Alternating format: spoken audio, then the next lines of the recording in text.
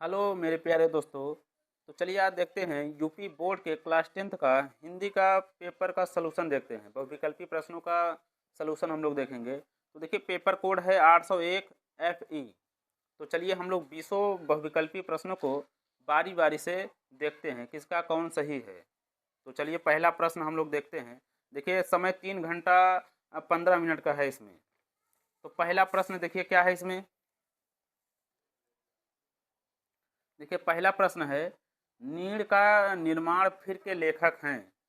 इसमें देखिए 4 विकल्प दिया है। तो हरिभाऊ उपाध्याय, ऑप्शन बी है सुमित्रा नंदन पंत, सी वाला है हरिवंश राय बच्चन, डी वाला है वृंदावन लाल वर्मा। तो इसमें देखिए ऑप्शन जो है सी वाला क्या है, सही है, राइट आंसर है। दूसरा वाला प्रश्न देखिए, समय के पांव रचना की विधा है। तो इसमें देखिए कौन सा सही होगा, जीवनी है कि कहानी है कि उपन्यास है कि संस्मरण है। तो ऑप्शन इसका डी वाला क्या है, सही है। डी वाला ऑप्शन बिल्कुल राइट है। तीसरा वाला देखिए इसमें, कन्हैया लाल मिश्र प्रभाकर की रचना है। इसमें देखिए कौन सा सही होगा, दीप जले शंख बजे। बी वाला इसका राइट आंसर है, दीप जले शंख बजे। राजा भोज का सपना कहानी के लेखक हैं। ये ऑप्शन नंबर देखिए कौन सा सही होगा। इसका भी देखिए ऑप्शन नंबर जो है सही होगा, बी वाला राइट आंसर होगा, राजा शिव प्रसाद सितारे हिंद। इसका ऑप्शन नंबर बी वाला सही है। देखिए पांचवा वाला प्रश्न है, चतुर्सेन शास्त्री द्वारा लिखा गया उपन्यास है।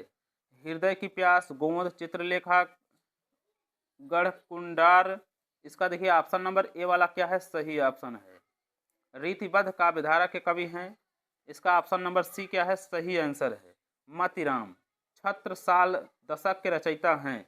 देखिए छत्रसाल दशक के रचयिता जो हैं ये हैं भूषण जी हैं, भूषण जी।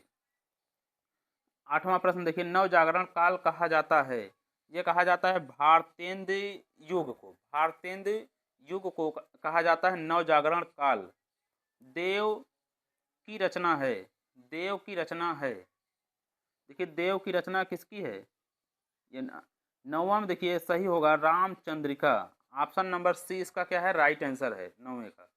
10वां में देखिए महादेवी वर्मा की काव्य रचना है। महादेवी की रचना इसमें कौन सी है, इसमें देखिए नीरजा जो है ये महादेवी वर्मा जी ने लिखा है, महादेवी वर्मा जी ने लिखा है। देखिए इसमें 11 नंबर प्रश्न है। 11 नंबर प्रश्न में देखिए करुण रस का स्थायी भाव। देखिए करुण रस का स्थायी भाव सबको पता है, करुण रस का स्थायी भाव क्या होता है, शोक होता है। उपमेय में उपमान की संभावना को कहते हैं।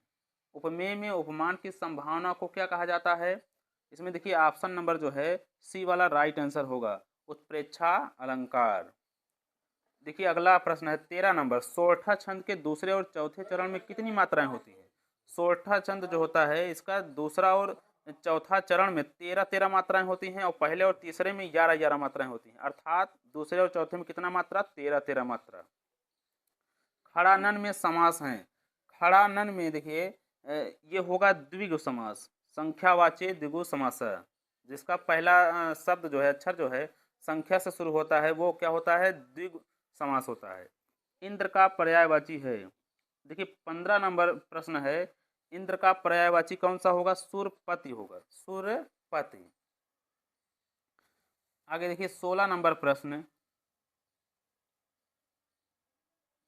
16 नंबर प्रश्न, अज्ञान में उपसर्ग है। उपसर्ग देखिए अज्ञान में कौन सा होगा, आ होगा, ए वाला सॉरी बी वाला इसका ऑप्शन सही है।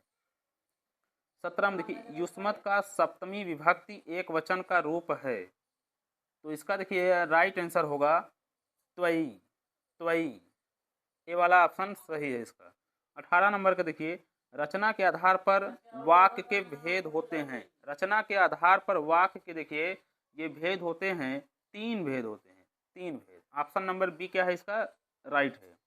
19वां प्रश्न देखिए, वह खेलेगा वाक्य का भाववाच्य वाक्य होगा। तो इसका देखिए ऑप्शन नंबर डी सही होगा, उसके द्वारा खेला जाएगा, यही ऑप्शन क्या है, सही है। 20वां देखिए, क्रिया विशेषण अविकारी पद के भेद होते हैं। तो क्रिया विशेषण अविकारी पद का जो भेद होता है वो 4 होता है। ऑप्शन नंबर ए क्या है इसका, सही है, ए वाला क्या है, सही आंसर है। चलिए और आगे देखते हैं प्रश्न, देखिए क्या क्या हैं। अब देखिए वर्णनात्मक प्रश्न। पहला प्रश्न देखिए है, विश्वास पात्र मित्र से भारी रक्षा रहती है, ये वाला आया है। इसमें देखिए 3 प्रश्न हैं। दूसरे में क्या आया है, रानी में जानी अजानी महापग पाहन हो तो कठोर हियो। आगे देखते हैं क्या आया है इसमें।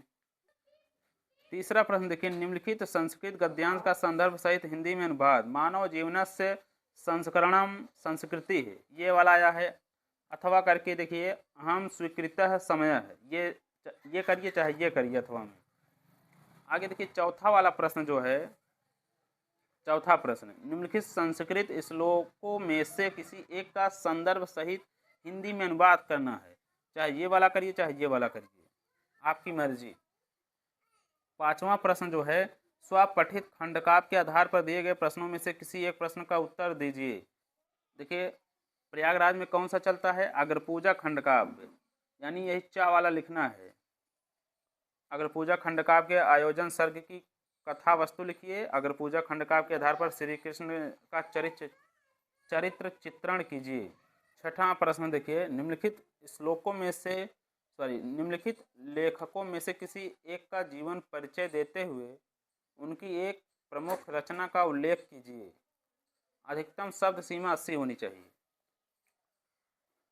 सातवां देखिए, अपनी पाठ्य पुस्तक के संस्कृत खंडकाव्य, अपनी पाठ्यपुस्तक के संस्कृत खंड की पाठ्यवस्तु से कंठस्थ कोई एक श्लोक लिखिए जो इस प्रश्न पत्र में ना आया हो। अगला प्रश्न देखिए आठवां है। आठवां प्रश्न क्या है, विद्यालय में खेलकूद की सामग्री हेतु ध्यान दिलाते हुए प्रधानाचार्य को प्रार्थना पत्र लिखिए। या आपको ये अच्छा नहीं लगता है तो ये वाला लिखिए, अपने मोहल्ले की नालियों की समुचित सफाई के लिए नगर निगम के स्वास्थ्य अधिकारी को पत्र लिखिए। नौवां प्रश्न देखिए, निम्नलिखित में से किसी दो प्रश्नों का उत्तर संस्कृत में देना है। इसमें से संस्कृत में उत्तर देना है चारों में से।